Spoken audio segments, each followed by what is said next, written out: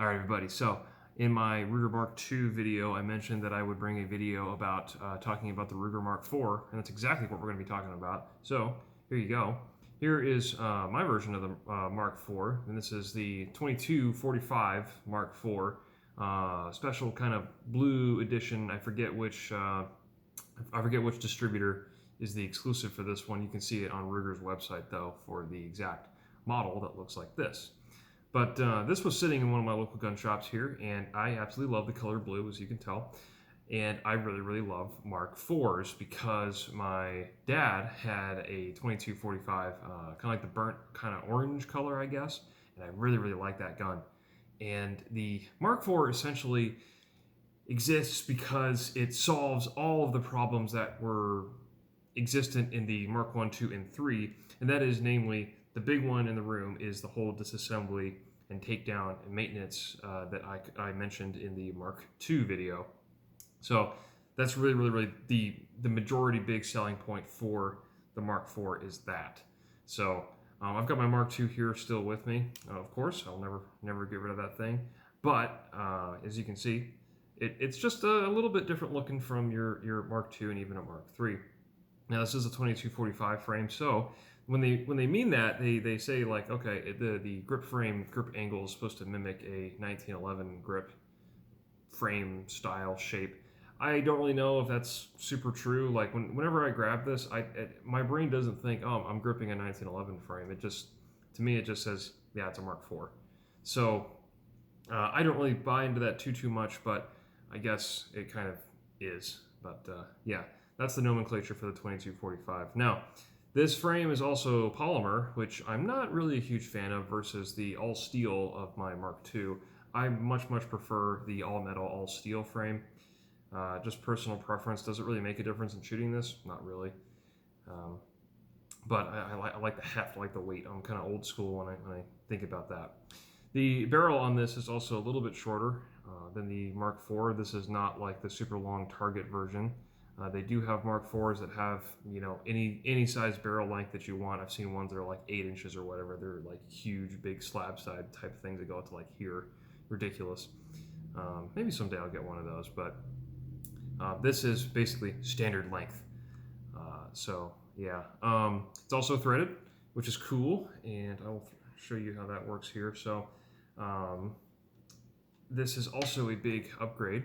You can see right there, it's got a little washer on the front there as well. This is a big upgrade to the Mark I, II, and III because there wasn't really a whole lot of options for threaded barrels for those things back in the day. You pretty much had to go get a custom gunsmithing job done to them, which wasn't ideal. There was not really factory options for that. But with the Mark IV, there is a absolute ton of threaded barrel options that you can put all kinds of crazy things like a suppressor, for instance. Now this isn't my real suppressor, but I just want to thread it on here to give you an idea of what that looks like. So look at that. Looks like freaking, Buck Rogers type laser pistol, big blaster type thing. And it just looks and feels really, really cool to have something like this, on a 22. 22s with suppressors are some of the most fun that you can have. I absolutely 100% believe that. And, my dad's setup, he has a Sparrow on his Mark IV, and that thing is an absolute blast to shoot. It is so much fun. It is awesome. So despite the fact that this doesn't have the longer barrel of like my Mark II, the simple fact that it's threaded and you can put things like this on it, fantastic, awesome. Now, it's not necessarily the greatest thing to put whatever you want on the end of your gun here because I went and experimented with, like, let's say, this tandem cross game changer or whatever they call it, compensator for 22s. And 22 doesn't have a whole lot of recoil, yes, but I just wanted to try it and see. So I just put that sucker on here, and they do give you a little rubber washer here to make sure that you can time it correctly, because as you can see, it's on all the way and it is not timed correctly. But I'm just here using this to kind of illustrate a point. So you can put things like this on the end of your gun, but what I noticed is that when I started doing this, I started incurring a lot more malfunctions, and the accuracy also just suffered immensely. Like the groups were so inconsistent. And I think that there's a number of reasons for that. So The barrel on this is also really, really thin compared to a Mark IV. The Mark IV bull barrel is this huge chunk of steel just in the gun, or it is the gun, versus this, which is a tiny little pencil barrel here that you can see right through the relief cuts. That is the barrel. That's how thin it is. So when you start screwing things on the end of it like this, I think it affects like the harmonics of it and how it's sitting, and how the bullet basically leaves the end of the barrel like this when you start putting weight in things. Absolutely kills the accuracy of this thing. And if you were running like a steelworkers match or something like that, or some kind of rimfire match where you don't necessarily need the tightest itty bittiest little group at 25 yards, sure, something like this could work. But for me, for what I do, which is mostly punching paper and trying to be accurate with it, these serve very little purpose for me, and I don't like that it changes the barrel harmonics that much. Also, because this is a direct blowback gun, these compensators, I think, make the action run a little bit faster. At least that's what it feels like to me. And by that, I mean it introduces a lot more blowback into the system here. And I've had multiple times where an ammo type that would work just fine, like totally naked gun like this, works totally fine. But then when I start putting things like compensators on it, they start jamming, because I think the action is just outrunning the magazine, or it's just running it too fast, or maybe sometimes even too slow. It's taking too much energy out of it, and you start inducing jams and failures, things like that. So for what I do and the ammo that I use, for the most part, these compensators don't really have a purpose for me. So, and you know, like I said, you don't really need a compensator to tame the amazing recoil of the 22 LR. So, oddly enough, though, the suppressors that I've used on this, and my dad's Mark IV as well, no changes to accuracy at all. It hasn't gotten worse, hasn't gotten better. It's pretty much the same, which is to say, very, very good. So with this, the accuracy that I usually get out of this, if I'm really taking my time at 25 yards, is 1 inch, which is pretty freaking fantastic for any pistol. You know, especially a little 22 like this with the big variations in ammo quality. I mean, I'm using like Remington Thunderbolt, like bulk box stuff, and still getting, on occasion, 1 inch grips at 25 yards. That's pretty awesome. I've achieved that both with the iron sights and also this little red dot here on top. So most of my shooting with this gun has been with iron sights, but the accuracy is still phenomenal, absolutely excellent. I mean, you wouldn't expect it. Really, like, kind of holding it, it doesn't feel like much. It feels kind of like a toy, is what most people tell me. The barrel's super thin, you know, but the accuracy out of these is just absolutely amazing. I've always been impressed with the Mark series level of accuracy, and this definitely holds up the legacy and is no exception.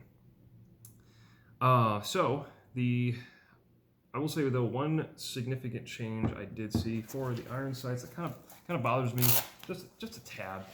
It's not a huge deal, but if you look at the Mark II here, you can see the front sight blade there is quite large and sharp here. There's a point right there on the edge, and to me that makes a difference. When I'm looking down these sights and I see that very crisp, defined edge, it feels like a cleaner sight picture than, say, what's on the Mark IV here.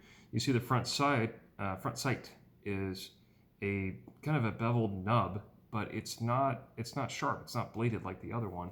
And so to me, that makes, you know, a bit of a difference when it comes to the sight picture for irons, and I don't like it as much. That being said, though, there is a billion and one options for sights for Mark IVs. I mean, these things are almost as customizable as like a 1022. There are so many parts available, aftermarket stuff for these Mark IV pistols. It's fantastic. But ultimately, I ended up putting a red dot on this. This is a little Rayton red dot. I forget the model exactly, but I just wanted to try it because the Rayton dots were like on sale, and I think this only ran me about $50, and I just wanted to see if it was worth anything. Because usually you get what you pay for when it comes to optics, and I just, you know, 22s like this don't really need, like, you don't need to put an RMR on this, right? Usually you'd want something with maybe a little bit of a bigger viewing window, because I will admit, this one's a little small, honestly, for what I want to do in my kind of shooting. But it does work. It's been very reliable. I've had no issues with it. It's held zero. And everyone who shoots it seems to like it, except for trying to find the dot on the initial draw. Like trying to teach people that and how to bring bring the pistol up to your eye rather than trying to crane your eye over or your head to find the dot. Just move the pistol. It's super easy. But that's more of my instruction side, which is one of my favorite uses for the Mark IV and even the Mark II, of course, is training and instructing people and getting some reps in myself. So I have an untold number of thousands of rounds through this Mark IV already. In addition to this Mark II, I don't even know how many thousands of rounds I've put through this gun through its lifespan. But the Mark IV is absolutely no exception. So I've used this particular gun to train so many people how to shoot pistols more effectively. I'm always a big proponent of using a 22 pistol as a starter trainer to introduce people to fundamentals of pistol shooting, and this is absolutely one of the best ones to do it with. It's light, so people don't complain about the weight. The trigger is actually pretty good. Not as good as any Mark II that I've tried. It's still decent, but it's not as good. That's due largely to the reworkings of the internals of this gun. Also, it has a magazine disconnect. Very, very bad. I do not like that Ruger has done that. Now, there are aftermarket options to put a different kind of, I'm not sure what the piece is called exactly, but it's like a connector type thing. You stick it in there and it removes the magazine disconnect. I have not done that myself yet. I really need to. But magazine disconnects are, on the whole, very undesirable in my opinion, and not necessary, not needed, and they ruin what would be an otherwise good trigger pull. So the trigger pull is still pretty good on this, even with the magazine disconnect. So I imagine if I removed it, maybe it'll be on the level of the Mark II, but it should improve it. At some point, someday, I will put that in. But yes, I've trained so many people with this, and this is also an excellent platform to teach people to shoot red dots on pistols, but also with irons, because I can just take this red dot off anytime I want. And even though it does have the pick rail on the top here, you can still get your sight picture with the irons, which is the best of both worlds in my opinion. So this is a very, very flexible platform, very flexible pistol. You can suppress it, it's threaded, it's got a good trigger, decent magazine capacity. 10 is really all you need for something like this. Is more better? Yes. But I find myself in most cases, when I run drills or I train people, I typically only load these magazines up to around 5 or 10 rounds a piece.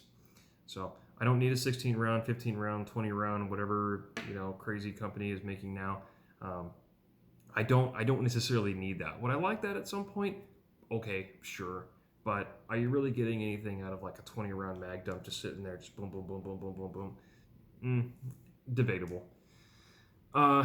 The other things that are a little bit changed from the Mark II as well is the ambidextrous safety. So you can see, or maybe you can't, safety lever here, but also safety lever on this side. It's not very positive in the sense of its clicks. It's a little mushy to me. It's not like a good 1911 style of safety where it has a very, very positive click. Now, I can reach it just fine with my thumbs, but I don't think it's necessarily in the best position. And it's very easily put on and switched off, but not necessarily in a good way. I'm not a fan of it. If I could remove it, I probably would. I have not really seen though any, at least I haven't looked anyways, for a Mark IV kind of safety removal that you can add in for this, but ultimately I don't really think it's all that necessary, and if there was a better upgrade for it, I would rather have it. The slide lock release lever as well, or bolt release lock lever I should say in this, because it doesn't have a slide, is also, I think, not as it's not as nice as the Mark II. For some reason, the Mark II lever here it always felt a little more solid to me, a little bit more better made, and I think it's largely to do with how it sits on the frame. So if you look at there, all that space that's sitting up there with this, it's a piece of sheet metal basically.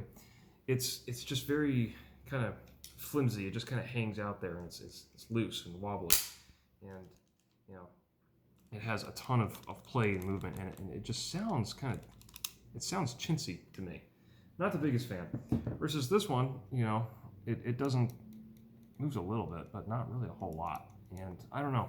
To me, it just feels better on the Mark II. But I guess surface area wise though, it is bigger, so it definitely helps with trying to do your fast tactical reloads, if you want to call it that, right? Or you know, it's locked open on empty, you want to put the mag in, set it forward and go. It is a little faster, yes. Another thing I noticed that is interesting, so they moved away from the heel magazine release and went to a more traditional push-button style magazine release. I have no complaints about that, no qualms at all. It's perfectly natural, perfectly fine. In fact, it mirrors more modern conventional pistols, so there's nothing wrong with that.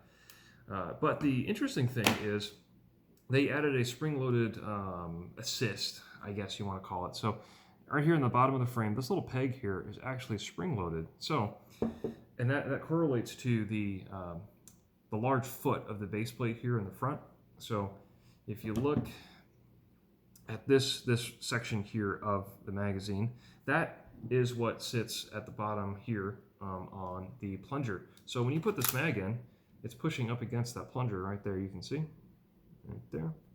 So when you push that in, it's locked in there, right? But when you drop the mag, it really sends that sucker out because of that little plunger in there. So that's a nice feature. Not ultimately necessary, but it is pretty nice to not have to worry about the magazine coming free, because it absolutely will. One thing I was a little annoyed at was the magazine incompatibility, right? So maybe I shouldn't be too surprised by this, but if you look at the Mark II magazine here versus the Mark IV, there is a somewhat significant difference when it comes to, I guess, the magazine shape, body, and mostly the base plates. So quite different there when it comes to the shape.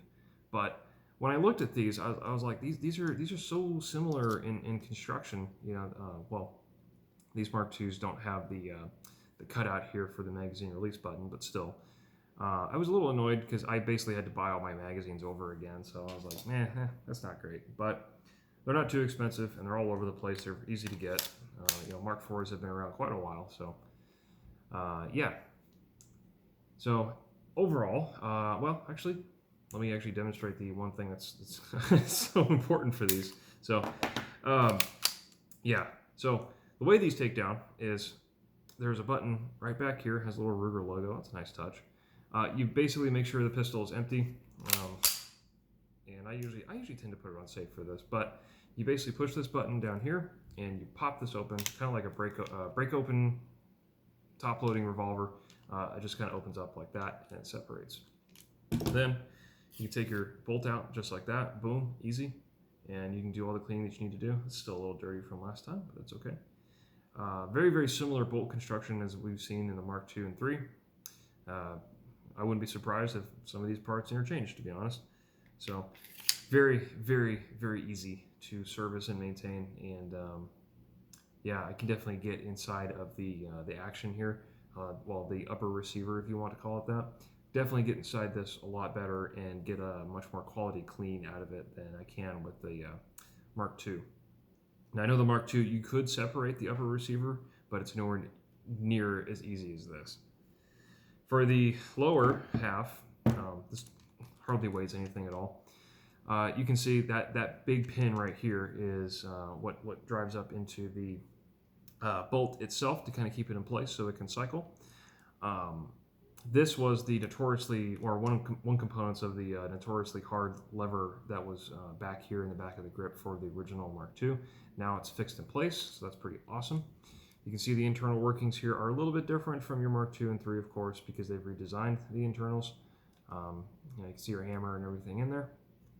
But yeah, there you go. Completely field stripped and put back together, no time at all. The interesting thing too is, oops, they both fell out the back. You can also replace the grips on these, of course, which is awesome. Some sources state that you can just put a standard 1911 grips on these. I have not found that to be the case because the safety cutouts and the dimensions are just ever so slightly different. But yeah, you can see putting it back together, simple. Ready to go. So I've not had luck with just straight 1911 grips on this frame, but you can of course find 2245 dedicated grips that will fit this, of course. I decided to just kind of keep the standard rubber on here because it keeps it nice and thin. The rubber really gives you enough texture to keep this in your hand. Not that this is going to be moving around a whole lot under recoil because it's just a 22, no big deal. It does have the back strap serrations and front strap serrations, so that's pretty awesome. It makes it feel very, very good in the hand. This is just a very, very secure feeling pistol. So I really, really, really like overall what they've done with the Mark IV. This is absolutely the, I guess one of the best examples I could point to say, hey, let's take an old pistol design and modernize it. This is exactly what they need to be doing to make it better in pretty much every single way, except magazine disconnect and maybe the front sight and little things like that. But overall, functionality-wise, this is absolutely a fantastic example on Ruger's part and other gun manufacturers too in general to say, hey, let's take this old design that has worked so well for us and let's modernize it and make it more marketable to the modern market, modern person. Give it all the features that we wish we had with the Mark IIs. Put it on this, So absolutely awesome. I really, really do want to actually get some more of these Mark IVs. I want to get the like super long barrel, also with a threaded barrel. Maybe get a pick rail on top as well, but I also want the steel frame versions. They make some steel frames. The other ones have like aluminum frames and of course the plastic frames for the 2245s. I don't like the feel of the aluminum ones too much, so I really do want those kind of old-fashioned, classic feeling, all steel pistols because those things are absolutely indestructible, freaking awesome. I mean, like I said with my Mark II story, how I had 2 squibs inside this barrel and I just hammered them out and kept firing and no problems at all. I imagine if I got even 1 squib in this pencil barrel, it would probably blow it up and I would be out a gun. So I'm not going to say they don't make them like they used to for this particular thing because back then they didn't make them like this, So it goes both ways. But overall, yes, Mark IVs, super, super, super high recommend. Absolutely love these things. I really think it's so hard to go wrong with the Mark IV, and they come in so many different configurations, barrel lengths, colors, shapes, sizes. So whatever you want to do with a 22 target pistol, you can absolutely do it with a Mark IV. Absolutely awesome. So this is still one of my all-time favorite pistols to take and shoot all the time. I mean, 22 is cheap, ish. Even with today's prices, it's okay. I can remember a time when 22 was like what 2, 3, 4 cents around. But anyway, Mark IV's awesome. Great suppressor hosts. If you're into that kind of thing, I certainly am. I can't wait to suppress this one again because you can get this thing Hollywood quiet with the right ammo and the right suppressor. So they look great. They handle great. The triggers are pretty good. Not as good as the old ones, but still pretty good. Certainly acceptable. You can do all kinds of aftermarket stuff to them. I mean, Volquartzen makes some absolutely crazy stuff. It's like the Mamba series of pistols. Freaking crazy. Really the sky is the limit when it comes to Mark IVs. You can get as crazy as you want, or you can get as basic as you want. So very, very flexible, adaptable platform. All of them are pretty much, I would say reasonably priced. I wish they were a little bit cheaper, but considering what you're getting and how adaptable and awesome these things are, I think you're still getting a pretty good value. I mean, you'll have a pistol that'll last you forever, absolutely forever, and that is evident with my family of Mark IIs. So awesome. Can't really recommend these enough. I also like the fact that this one, personally, here was made in old Prescott, Arizona. Right here in the good old state of Arizona. So that's pretty cool. I've actually been up to Prescott and drove by the factory once, so that was pretty cool. Prescott's a nice little town. So yeah, awesome guns. Can't recommend it enough, and I'm really I'm happy to share this with you guys because if you didn't know, Mark IVs are awesome. So anyway, that's been my experience with it, and yeah. So if you're looking for a nice 22 trainer or really a trainer pistol at all, and you want a 22 pistol that'll do everything, Mark IV is the way to go, man. So, all right. That's all I got to say about that, and we'll see you in the next one.